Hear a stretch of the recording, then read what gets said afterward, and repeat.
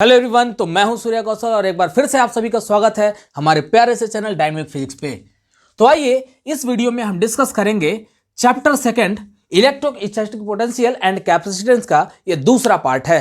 ठीक है, इस दूसरे पार्ट में हम डिस्कस करने वाले हैं electrostatic potential due to an electric dipole.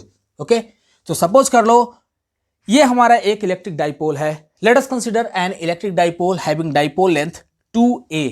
ठीक है, आप 2l भी डाइपोल लेंथ सपोज कर सकते हैं, 2a भी सपोज कर सकते हैं। Okay, and eight a point P हमें फाइंड करना है कि इसका टोटल पोटेंशियल कितना होगा। Okay, let us suppose the distance from B से लेकर के P तक का जो डिस्टेंस लिया इसको ले लिया R1। ठीक है, let us consider a point P which is at a distance x from the centre of the dipole. और यहां पर हम देख रहे हैं कि डाइपोल लेंथ और इसके बीच का जो एंगल है वो है थीटा। तो ऑटोमेटिकली जो दूसरा एंगल होगा ये हो जाएगा 180 माइनस थीटा। सपोज कर लो कि इस सेंटर से O से लेके P तक का डिस्टेंस स्मॉल r है, तो इस कंडीशन में हमें फाइंड करना है total potential at point P। Okay, तो चलो डिराइव करते हैं इस इक्वेशन को। तो as we know that V1 is equals to 1 upon 4 pi epsilon naught into Q by R1.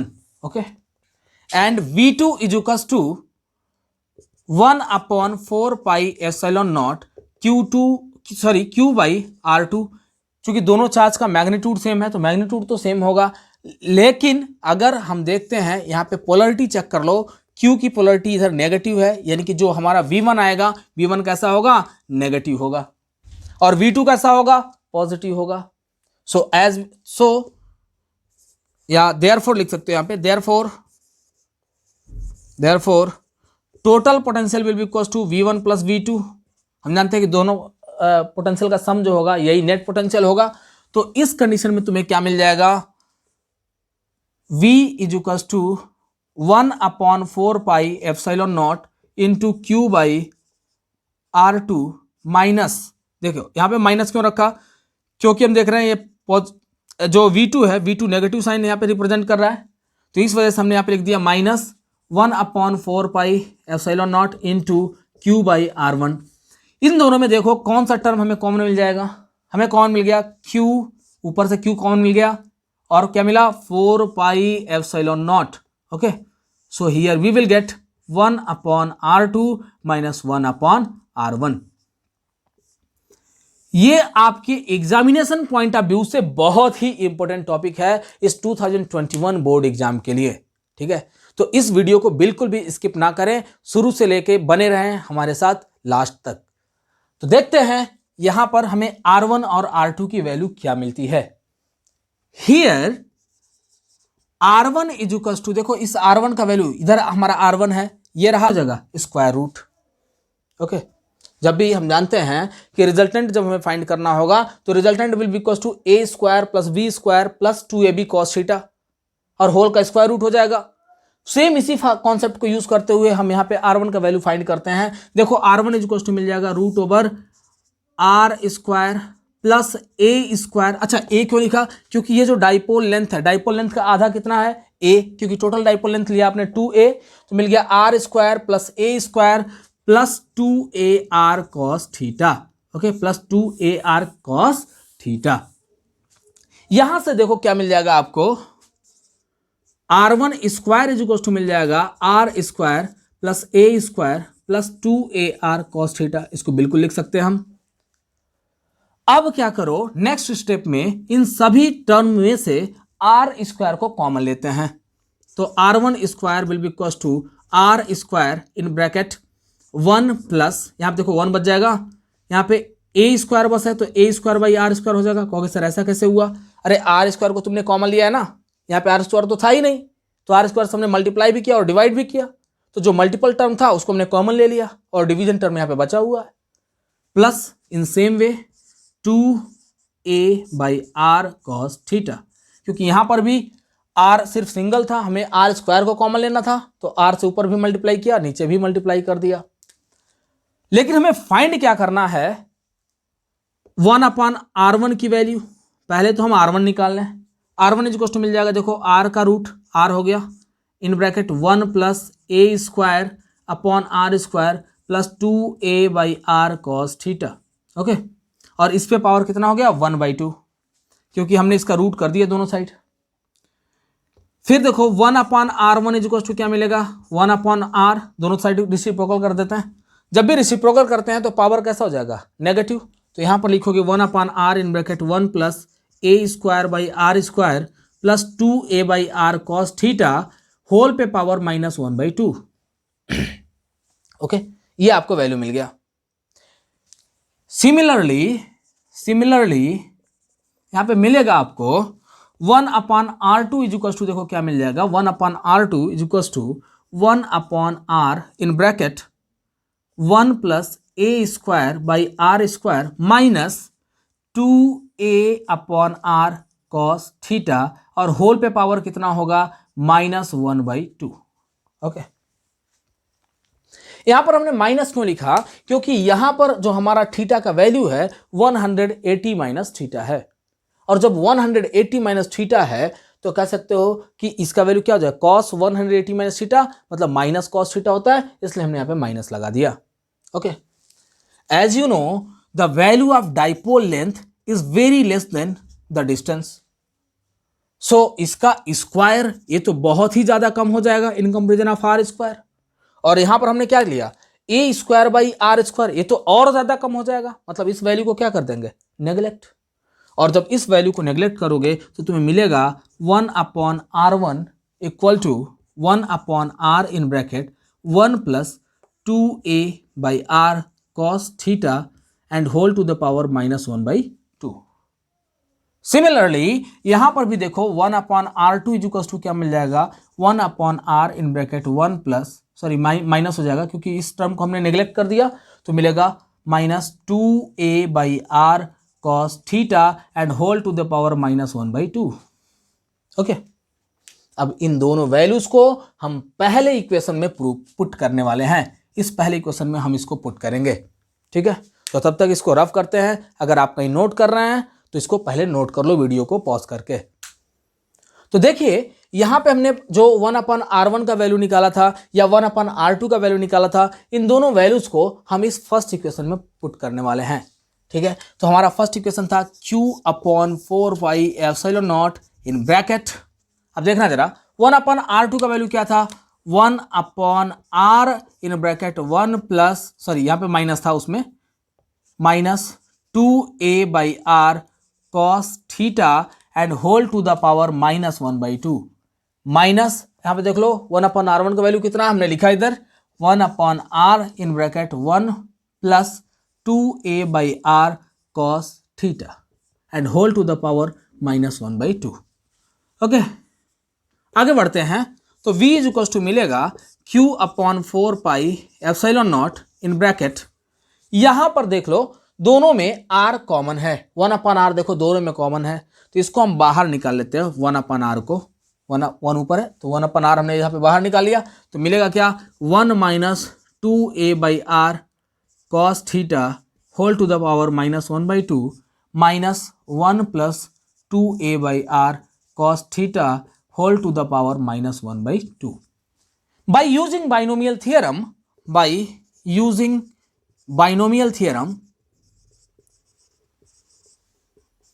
आप जानते हैं कि बहुत ही छोटे वैल्यू के लिए अगर x का वैल्यू बहुत ही कम है, इस कंडीशन में 1 plus x to the power n है, तो इसका वैल्यू लगभग 1 प्लस nx के बराबर हो जाता है अगर x का वैल्यू बहुत ही छोटा है तो।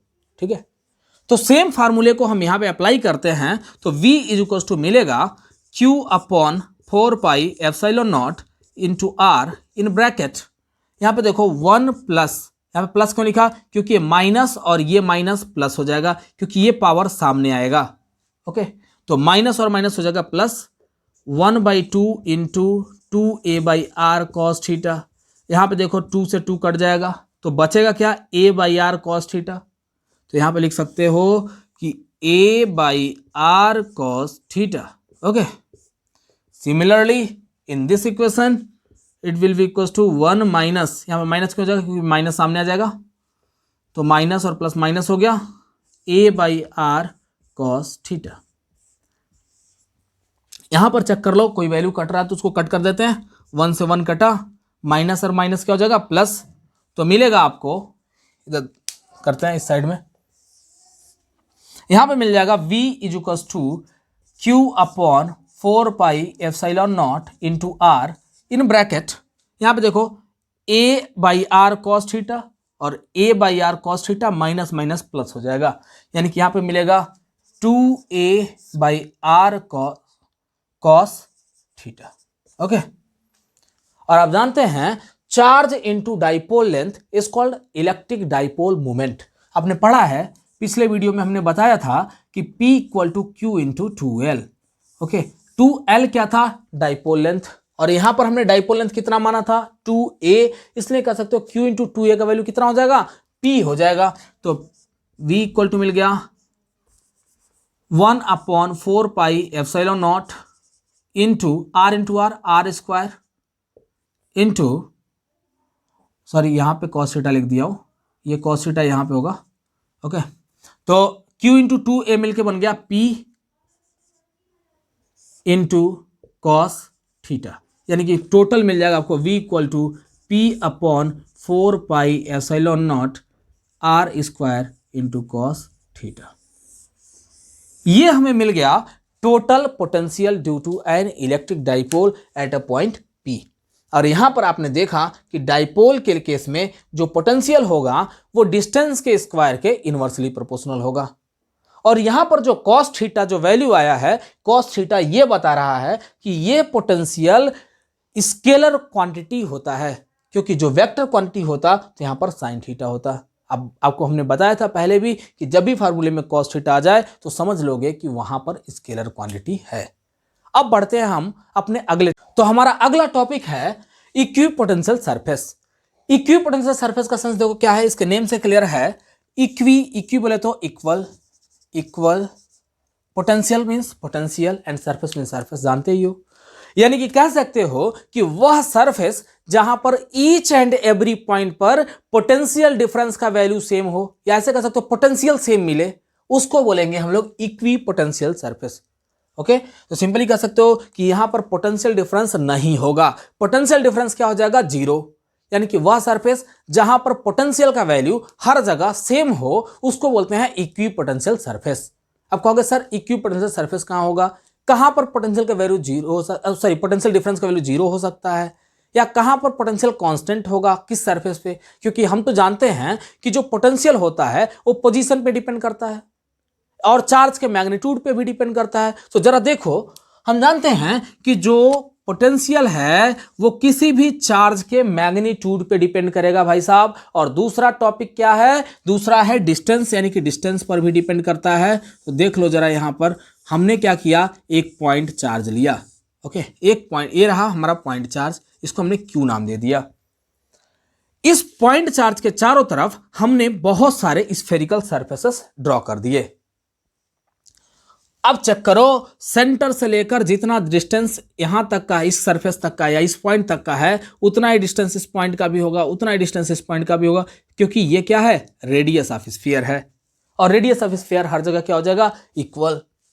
तो बेटा ये सोचो कि चार्ज का मैग्नीट्यूड क्या सभी के हर पॉइंट पे सेम है, बिल्कुल सेम है, और डिस्टेंस भी क्या है, सेम है। तो कह सकते हो क्या कि पोटेंशियल का value at each and every point on this surface will be equal. अब कहो सर दूसरे सरफेस पे क्या होगा, दूसरा भी इक्वी पोटेंशियल सरफेस है, तो दूसरे भी सरफेस पे हर जगह पोटेंशियल का वैल्यू सेम होगा। लेकिन अगर कोई पूछे कि पहला सरफेस यानी कि S1 और S2 का वैल्यू दोनों जगह पोटेंशियल सेम होगा कि नहीं, तो नहीं होगा। क्यों, क्योंकि S1 ज्यादा क्लोजर है टू द चार्ज, और जो वैल्यू या जो पॉइंट ज्यादा क्लोजर होगा चार्ज के, वहां पर पोटेंशियल डिफरेंस की वैल्यू, सॉरी पोटेंशियल की वैल्यू ज्यादा होगी, और जो पॉइंट चार्ज से दूर होगा वहां पर पोटेंशियल की वैल्यू कम होगी। तो यहां पर कह सकते हो कि S2 विल बी, S2 जो है, S2 पर जो पोटेंशियल होगा यानी कि V2 will be greater than V1। लेकिन इस सरफेस S2 पे हर जगह पोटेंशियल का वैल्यू क्या हो जाएगा, कांस्टेंट हो जाएगा, या S1 पे हर जगह पोटेंशियल वैल्यू कांस्टेंट हो जाएगा, या S3 पे हर जगह पोटेंशियल वैल्यू कांस्टेंट हो जाएगा, S4 पे हर जगह पोटेंशियल वैल्यू कांस्टेंट हो जाएगा। मतलब आपने देखा कि इक्विपोटेंशियल सरफेस ऐसे सरफेस को कहते हैं जहां पर at each and every point जो पोटेंशियल होगा वो कांस्टेंट होगा। ओके, इस सरफेस को हम बोलते हैं इक्विपोटेंशियल सरफेस। अब देखो इक्विपोटेंशियल सरफेस कैसे ड्रॉ करें।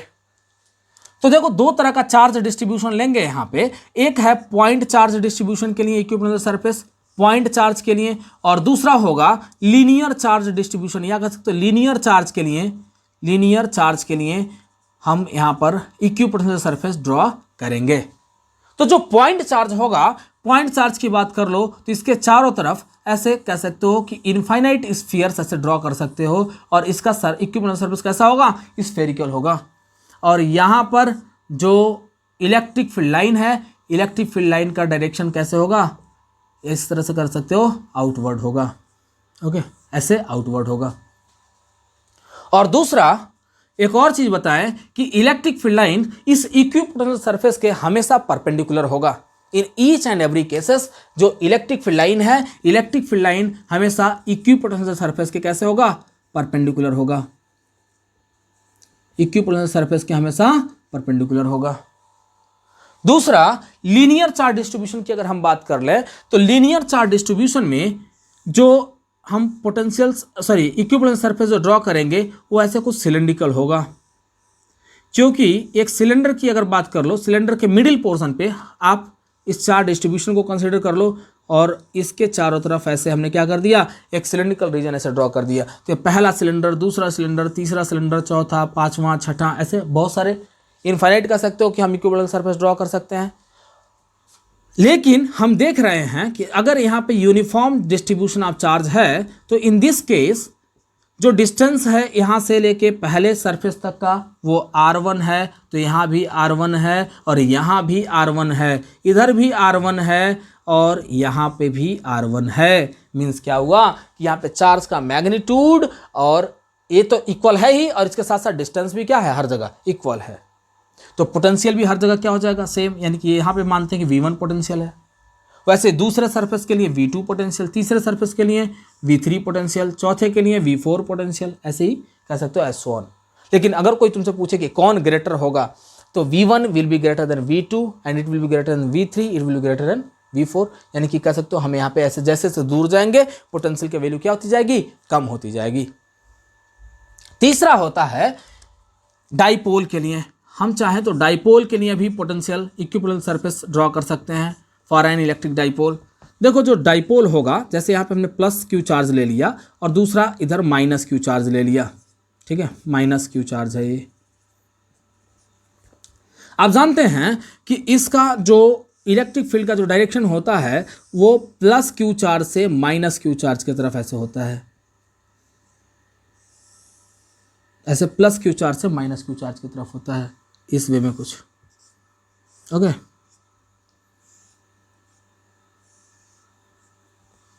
अब देख लो इसके चारों तरफ जो हम इक्विपोटेंशियल सरफेस ड्रॉ करेंगे वो कुछ ऐसे होगा।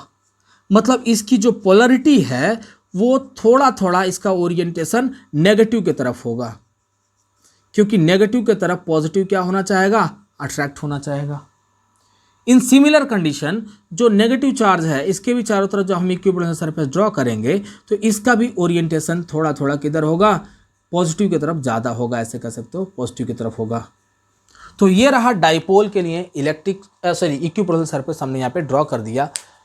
तो देखोगे कि ये तीनों ही इक्विपोटेंशियल सरफेस ड्रॉ करना बहुत ही आसान है।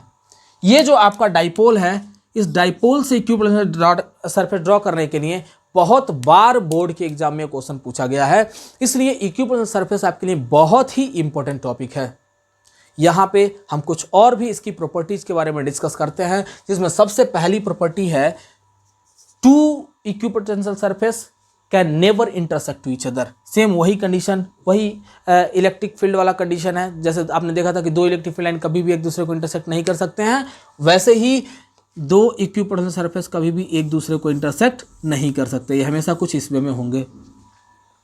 नेक्स्ट है, अगर कोई चार्ज किसी इक्विपोटेंशियल सरफेस पे चाहे कितना भी मूव कर ले वहाँ पे टोटल वर्क डन 0 होगा। जैसे सपोज कर लो कि यहाँ पे Q अमाउंट ऑफ चार्ज है जो कि इस सरफेस पे मूव कर रहा है, ऐसे ऐसे इस सरफेस पे क्या कर रहा है, मूव कर रहा है। चाहे कितना भी चार्ज का मैग्नीट्यूड क्यों ना हो, लेकिन यहाँ पे टोटल वर्क डन कितना होगा, 0 होगा। कहोगे सर टोटल वर्क डन 0 कैसे होगा? यहाँ पर as we know that work done is equal to क्या होता है, V इंटू क्यू।